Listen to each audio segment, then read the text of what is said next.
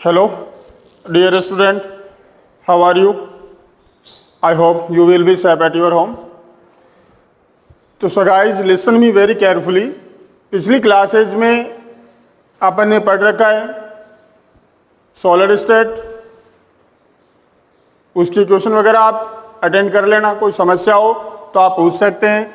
आज अपन एक new chapter start करने वाले हैं, रासायनिक बल गतिकी, केमिकल काइनेटिक्स। अब देखिए, रासायनिक बल गतिकी जो है, सबसे पहले अपने को क्या करना है, इसकी डेफिनेशन बनानी है, इसे परिभाषित करना है कि रासायनिक बल गतिकी कहते किसे हैं। तो बिल्कुल सिंपल तरीका है। यहां देखिए, इस चैप्टर के अंदर अपन मोस्टली जो पढ़ने वाले हैं वो पढ़ेंगे रासायनिक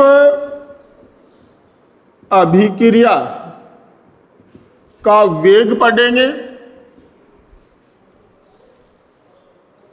कि वो किस स्पीड से चल रही है, स्लो चल रही है, फास्टली है या सामान्य वेग से चल रही है। दूसरी चीज, इस वेग को प्रभावित करने वाले कारक कौन कौन से फैक्टर हैं जो एक रासायनिक अभिक्रिया के वेग को डिसाइड करते हैं, उसे प्रभावित करते हैं। इनके बारे में अपन इस चैप्टर के अंदर पढ़ेंगे, ठीक है। तो वैसे तो अपन इसमें 2-3 पॉइंट है और भी ऐड कर सकते हैं, जैसे कि रिएक्शन किस बल गतिकी के अनुसरण कर रही है, उसमें कितना ऊष्मा रिलीज हुआ है, कितना फैक्टर उसमें यूज किया गया है, उन चीजों को। लेकिन यहां अपन जब डेफिनेशन की बात करें तो इन दोनों को अपन मैच कर लेंगे, दोनों को आपस में जोड़ देंगे, दोनों को जोड़कर अपन इसकी डेफिनेशन तैयार कर सकते हैं। इसके साथ आप एक बात और दिमाग में रखेंगे, वो ये कि रासायनिक बल गतिकी जो चैप्टर है या अभी जो ये अपन पार्टीशन पढ़ रहे हैं, इसे भौतिक रसायन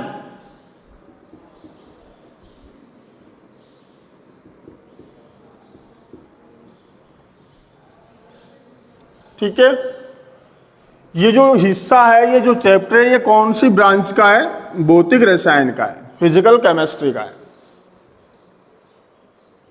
तो आप इस शब्द से इसकी परिभाषा शुरू कर सकते हो। बाय द वे, आपके दिमाग में नहीं है या कंफ्यूज हो कभी कि ये फिजिकल रसायन है या कार्बनिक रसायन है, तो उस समय आप विज्ञान शब्द हमेशा यूज कर सकते हैं, विज्ञान की ब्रांच तो अपन बोल ही सकते हैं, लेकिन ज्यादा स्टैंडर्ड मेंटेन होगा अगर अपन ये नाम बोलें तो। यानी इस विज्ञान का ये वाला एक हिस्सा है, एक ब्रांच है, एक शाखा है, और इसके अंदर अपन इन दोनों को पढ़ने वाले हैं। तो क्या परिभाषा बनी अपनी, भौतिक रसायन की वह शाखा जिसमें रासायनिक अभिक्रिया के वेग और उसे प्रभावित करने वाले कारकों का अध्ययन किया जाता है, रासायनिक बल गतिकी कहलाती है। सो आई होप क्लियर, आपके अच्छे से समझ गए होंगे आप इस डेफिनेशन को, आप बना सकते हैं।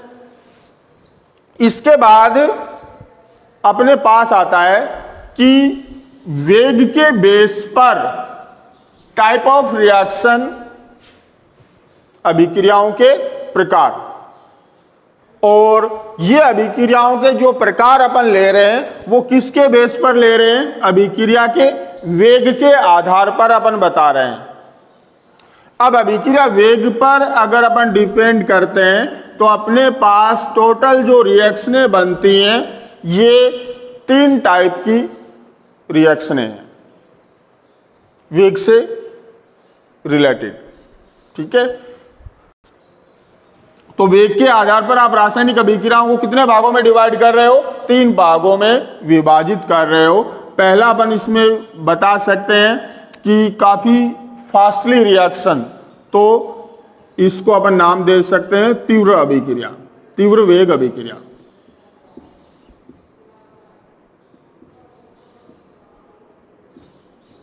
नाम से पता चल रहा है कि इनका वेग काफी फास्टली होने वाला है।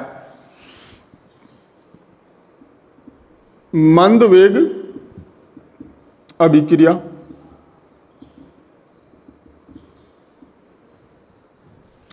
और एक अपन बना सकते हैं सामान्य वेग अभिक्रिया।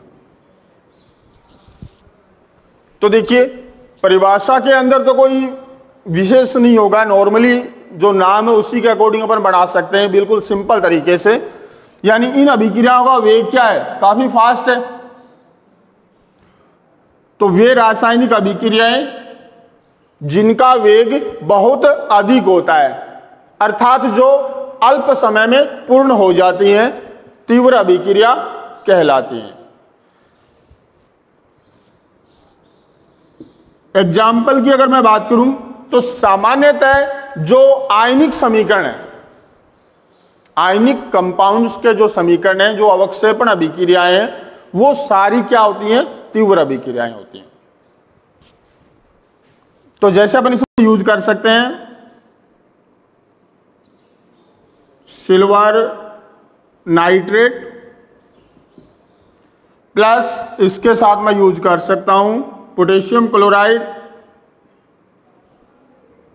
या सोडियम क्लोराइड। रिएक्शन के अकॉर्डिंग क्या होगा? Cl चला जाएगा सिल्वर के साथ और पोटेशियम चला जाएगा नाइट्रेट के साथ। तो अपने पास बन जाएगा AgCl, श्वेत अवक्षेप बनता है। इसका मतलब है कि अवक्षेपण रिएक्शन है। ठीक है, पोटेशियम नाइट्रेट। तो ये अपना एग्जाम्पल हो जाएगा तीव्र अभिक्रिया का। तो वापस सुन लो, परिभाषा बना दी, एग्जाम्पल लिख दिया। परिभाषा में क्या लिख दिया? वे रासायनिक अभिक्रियाएं जो जिनका वेग बहुत अधिक होता है, अर्थात जो अल्प समय में पूर्ण हो जाती हैं, तीव्र अभिक्रियाएं कहलाती हैं। जैसे फिर ये एग्जाम्पल डाल देंगे मंद अभिक्रिया। अब ये परिभाषा बनानी आती तो ये भी बना सकते हैं बिल्कुल सिंपल तरीके से। क्या बोलेंगे? वे रासायनिक अभिक्रियाएं जिनका वेग बहुत कम होता है, अर्थात जिन्हें पूर्ण होने में बहुत अधिक समय लगता है, मंद अभिक्रियाएं कहलाती हैं। इसके एग्जाम्पल में अपन डाल सकते हैं जैसे लोहे पर जंग लगना। जानते हैं अपन सभी बच्चों कि लोहे पर जंग लगने में काफी समय लग जाता है। इसके लिए अगर अपन रिएक्शन बनाना चाहें तो Fe2O3 प्लस NH2O, इनको आपस में ऐड कर देना। Fe2O3 प्लस NH2, ये जंग का फॉर्मूला हो जाएगा। N नंबर ऑफ जल के अणुओं की संख्या। यहां मैं N इसलिए यूज कर रहा हूं क्योंकि इसमें जल के अणु फिक्स नहीं होने हैं। ये अपन भी जानते हैं, बरसात के समय अगर लोहे पर जंग लगा हुआ है तो उस जंग के अंदर जो आर्द्रता होगी वो ज्यादा होगी। गर्मियों के अंदर वो शुष्क रहेगा, उसमें जल अणु कम होंगे। इसलिए मैं यहां N का यूज कर रहा हूं। आप N भी लिख सकते हो, X भी लिख सकते हो। That's clear. दूसरा बता सकते हो हीरे का कार्बन में रूपांतरण काफी स्लो रिएक्शन है। समय के साथ हीरा जो है वो कार्बन में या कोयले में कन्वर्ट होता है, उसकी चमक समय के साथ कम होती जाती है। लेकिन हीरे का कार्बन में जो रूपांतरण है ये कई सालों में होता है। एक परफेक्ट हीरे का कार्बन में रूपांतरण कई हजारों साल लग जाते हैं, इसलिए अपने हिसाब से तो वो हमेशा हीरा ही रहा, क्योंकि अपन ने तो उसे कार्बन में कन्वर्ट होते हुए देखा ही नहीं। लेकिन इसकी स्पीड काफी कम होती है, लेकिन ऐसा होता है। एक अपन ले सकते हैं, नॉर्मल परिस्थितियों में हाइड्रोजन और ऑक्सीजन की क्रिया से जल अणु का निर्माण। अगर अपन कोई विशेष परिस्थिति लागू नहीं करते हैं, नॉर्मली टेम्परेचर और प्रेशर में अगर हाइड्रोजन ऑक्सीजन की रिएक्शन करवाई जाए और उससे जल अणु बनाते हैं, तो उसमें भी कई हजारों साल लग जाते हैं। तो ये काफी स्लो रिएक्शन है। फिर अपने पास तीसरा टाइप आता है सामान्य वेग अभिक्रिया। तो सिंपल सी बात है कि इनका वेग जो होगा वो इनसे तो फास्टली होगा और इनसे स्लो होगा। तो अपन बता सकते हैं वे रासायनिक अभिक्रियाएं जिनका वेग तीव्र अभिक्रियाओं से कम और मंद अभिक्रियाओं से अधिक होता है, सामान्य वेग अभिक्रियाएं कहलाती हैं। जैसे कार्बनिक रिएक्शन डाल सकते हैं अपन, यहां कार्बनिक रिएक्शनों में अपन यूज कर सकते हैं। जैसे एस्टर निर्माण कर लो, CH3COOH, एसिटिक अम्ल और एथेनॉल। अगर मैं इनकी रिएक्शन करवाऊं तो यहां से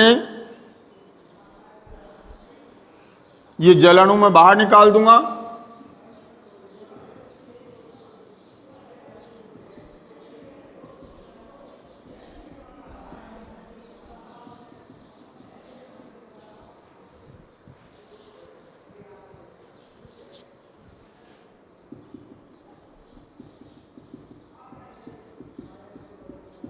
ठीक है।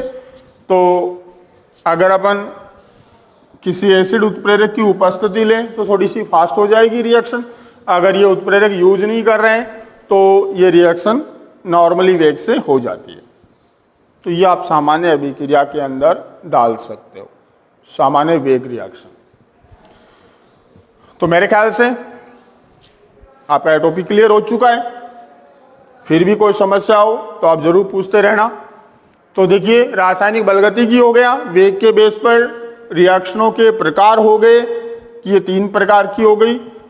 अब अपन बात करने वाले हैं अभिक्रिया वेग की, कि अभिक्रिया वेग क्या है।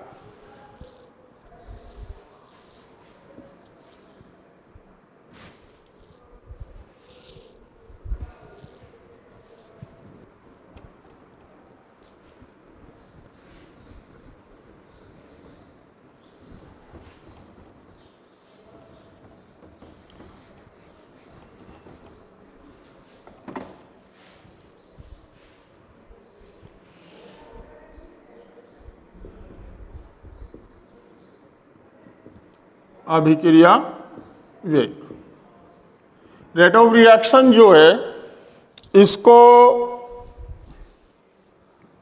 अपन इस तरीके से समझ सकते हैं कि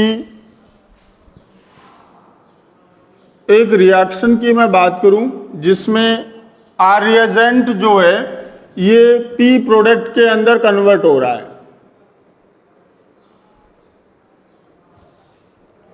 ठीक है।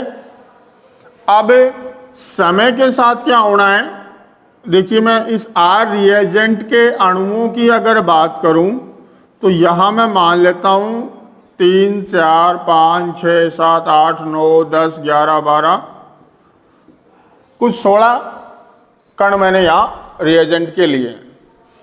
समय के साथ क्या होगा, जैसे जैसे समय निकलता जाएगा, स्टार्ट में इसकी सांद्रता कितनी रहनी है, 0।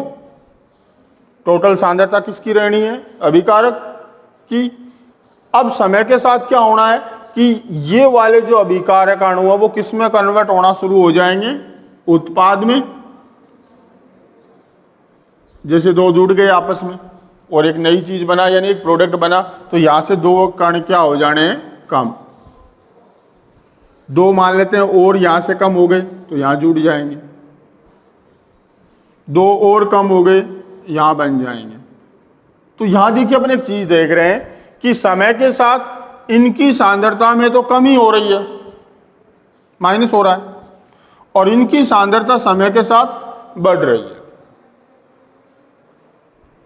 ठीक है, स्टार्ट में इनकी सांद्रता में होने वाली कमी और इनकी सांद्रता में होने वाली वृद्धि काफी फास्टली होती है, फिर धीरे धीरे ये कन्वर्ट होना बहुत ही कम होता है। एक स्थिति ऐसी आती है कि दोनों साइड बराबर हो जाती हैं, क्योंकि ये वापस टूटकर ये अभिकारकों में भी आते हैं। वो साम्य अवस्था वाली बात, वो तो चलो अपन बाद में करेंगे, फिलहाल अपन वेग की बात कर रहे थे। तो समय के साथ अभिकारकों की सांद्रता में क्या हो रही है, कमी, और उत्पादों की सांद्रता में क्या हो रही है, वृद्धि। इसी को अपन क्या कहते हैं, अभिक्रिया वेग कहते हैं। यानी इकाई समय में अभिकारकों और उत्पादों की सांद्रता में परिवर्तन की जो दर है उसे अपन क्या कहते हैं, अभिक्रिया वेग कहते हैं।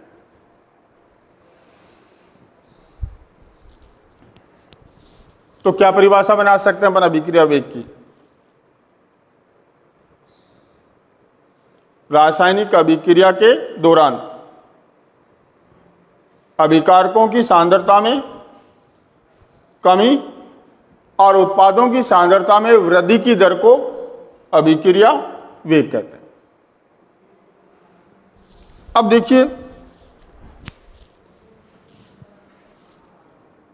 अगर मैं ये मानूं कि रिएक्शन या अभिक्रिया का जो वेग है इसे अपन 2 तरीके से प्रदर्शित करते हैं। सांद्रता में तो कमी, अभिकारकों की सांद्रता में तो कमी होनी है और उत्पादों की सांद्रता में वृद्धि होनी है, और उसी दर को अपन क्या कह रहे हैं, अभिक्रिया वेग कह रहे हैं। अब इस अभिक्रिया वेग को भी अपन 2 तरीके से प्रदर्शित कर सकते हैं। वो 2 तरीके में अपन एक तो लेते हैं इसका औसत अभिक्रिया वेग,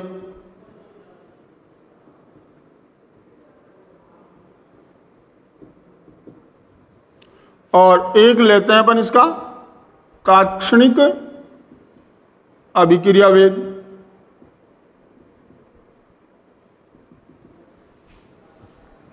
अगर मैं इन दोनों को इसको अपन थोड़ी देर बाद में बात करते हैं।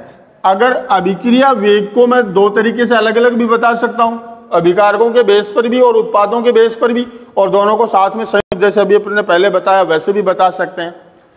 केवल अभिकारकों के आधार पर अभिक्रिया वेग बताना हो तो अपन क्या लिखेंगे कि अभिकारकों की सांद्रता में कमी की दर को अभिक्रिया वेग कहते हैं, और केवल उत्पाद के बेस पर बताना हो तो अपन क्या बोल सकते हैं कि उत्पादों की सांद्रता में वृद्धि की दर को अभिक्रिया वेग कहते हैं। अगर मैं ये मानूं कि T1 समय पर इस रिएजेंट की सांद्रता R1 है, T2 समय पर यह सांद्रता हो जाती है R2, उत्पाद की सांद्रता T1 समय पर P1 मान लेता हूं, T2 समय पर P2 मान लेता हूं, तो मैं रेट ऑफ रिएक्शन अगर निकालूंगा तो कैसे निकाल सकता हूं? अगर मैं अभिकारक के बेस पर निकालूं तो इसकी सांद्रता में कितना चेंजेस हुआ है, R2 minus R1 upon T2 minus T1, और यहां पर माइनस निशान यूज करेंगे। वो किस लिए किया जाता है? क्योंकि बच्चों R2 का मान क्या होगा, कम होगा R1 से, इसलिए अपना आंसर नेगेटिव आएगा, तो उसे पॉजिटिव करने के लिए अपन यहां माइनस यूज करते हैं। क्योंकि नेगेटिव वेग होगा नहीं भाई, कुछ भी वेग होगा लेकिन कुछ तो होगा, अब है तो प्लस आएगा वेग। तो यहां ये सांद्रता या अपने वेग को धनात्मक लेने के लिए अपन माइनस निशान का यूज कर रहे हैं। इसको अपन ऐसे भी लिख सकते हैं delta R upon delta T। इसी प्रकार उत्पाद के बेस पर बता सकते हैं P2 minus P1 upon T2 minus T1 equal delta P upon delta T। इस प्रकार प्रदर्शित कर सकते हैं। यहां आपको माइनस निशान लगाने की जरूरत नहीं पड़ेगी क्योंकि ऑलरेडी प्लस आएगा। तो यहां देखिए, अगर मैं वेग के टाइप की बात कर रहा हूं तो कितने प्रकार से अपन इसे प्रदर्शित कर सकते हैं? दो तरीके से, अभिक्रिया का औसत वेग और अभिक्रिया का तात्क्षणिक वेग। अब ये औसत वेग और तात्क्षणिक वेग क्या है, उस चीज को आप थोड़ा सा समझिए। ग्राफ के बेस पर अपन इसे पढ़ेंगे।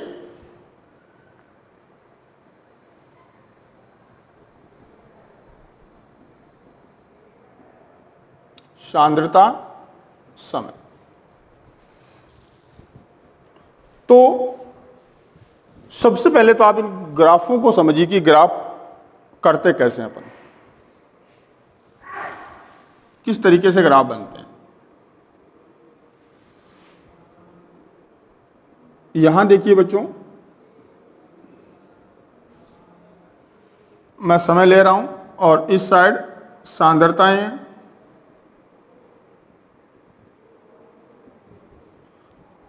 एक, दो, तीन, चार, 5, 6, 7 और इधर समय मैंने जैसे मिनट में ले लिया, 1 मिनट, 2 मिनट, 3 मिनट, 4, 5, 6, 7 और 8।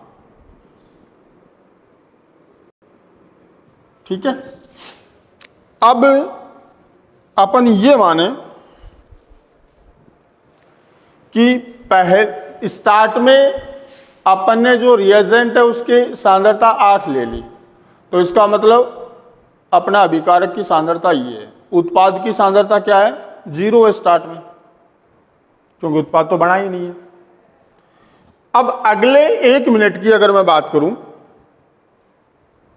1 मिनट बाद अगर मैं रिएक्शन का वेग नोट कर रहा हूं, तो उस समय मैं ये मान लेता हूं कि इसका 1 मोल सांद्रता कम हो गई, या एक बार 2 मोल मान लेता हूं कि पहले 1 मिनट में 2 मोल सांद्रता कम हो चुकी है। तो देखिए, इस मिनट के अंदर मेरे पास रिएजेंट की जो सांद्रता है वो कितनी आएगी? 2 मोल कम की है ना मैंने, तो ये 6 वाली बची है। ये सांद्रता है। अगले 1 मिनट में ये मैं मान लेता हूं कि इसकी सांद्रता 2 मोल की बजाय अब 1.5 मोल कम हुई, यानी 1.5 मोल कम हुई है। क्योंकि अपन जानते हैं कि समय के साथ वेग, जो अगर रिएक्शन है उसका वेग क्या होगा? कम होगा। तो 1.5 पॉइंट अगर मैं कम कर रहा हूं तो 1 पॉइंट तो यहां कम हो गया, 1 पॉइंट यहां कम हो गया, तो अपनी सांद्रता आ रही है अगले मिनट में ये वाली। ठीक है। अगले मिनट में अपन मान लें कि 1.25 सांद्रता कम हुई है, तो 1.25 कम करेंगे तो देखिए यहां से यहां 1 पॉइंट कम हुआ, और 1.25 अगर मैं कम करूं तो लगभग यहां पे ला सकता हूं ना।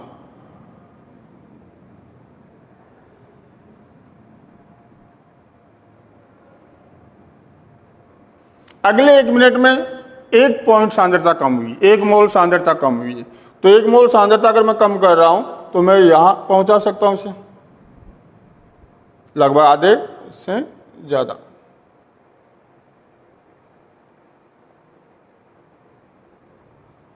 एक कम कर दिया।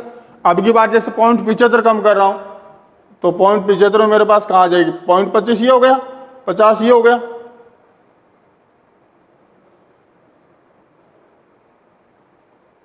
अगली बार भी 0.75 कम हुई है। अब इसका मतलब कोई चेंजेस नहीं दिख रहा है, तो अगली बार भी 0.75 करूंगा तो यहां से यहां करूंगा लगभग।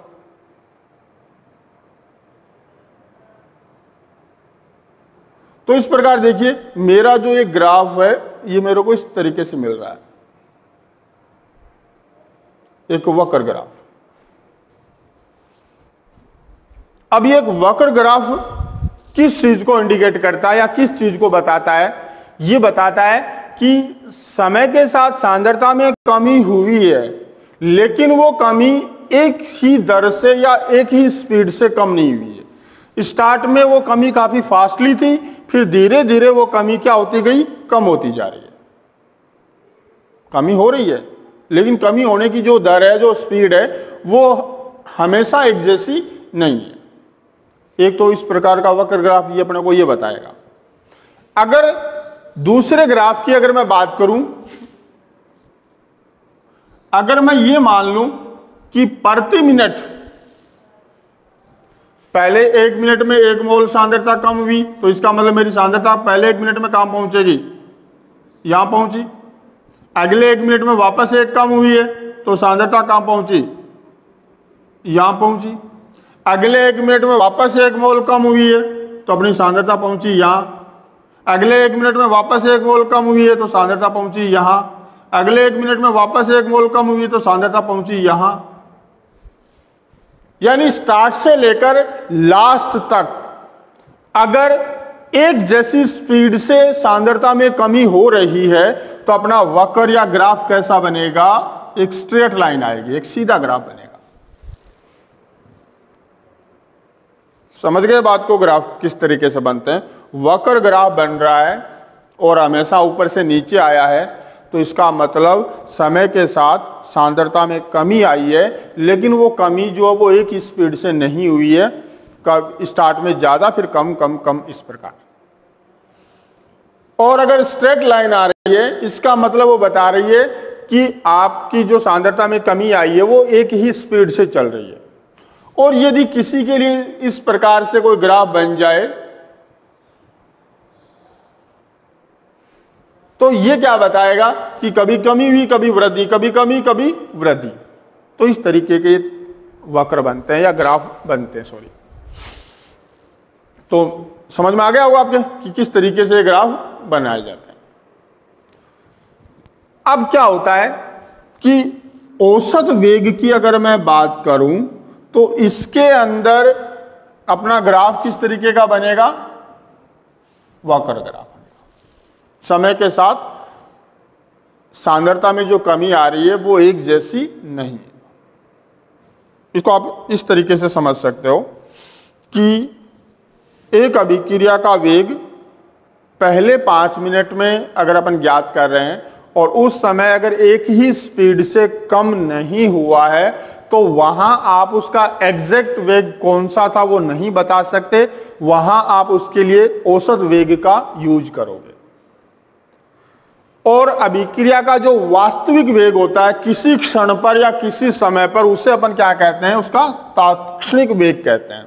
आप इसको एक नॉर्मल एग्जांपल से समझ सकते हैं। जैसे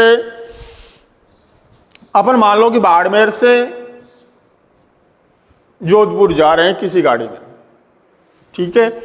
बाड़मेर से जोधपुर की दूरी मैं मान रहा हूं 200 किलोमीटर, और ये दूरी तय मैंने जैसे 4 घंटे में की है, ठीक है। यहां से मैं चला और जब जोधपुर पहुंचा तो मेरे को कुल समय कितना लगा, 4 घंटे लगा। टोटल दूरी कितनी हुई, 200 किलोमीटर। तो मेरी जो स्पीड है, जो चाल है, वो क्या आई है, 50 किलोमीटर प्रति घंटा। तो यहां देखिए, क्या मैं हमेशा 50 किलोमीटर पर घंटा से चला था, नहीं ना। कभी अपनी स्पीड फास्टली भी है, 80 90 100 पहुंची है, और कभी 10 15 भी पहुंची है। हो सकता कभी 0 भी हुई हो। रिएक्शन में ऐसा नहीं हुआ है, लेकिन एक नॉर्मल एग्जांपल की अपन बात कर रहे हैं।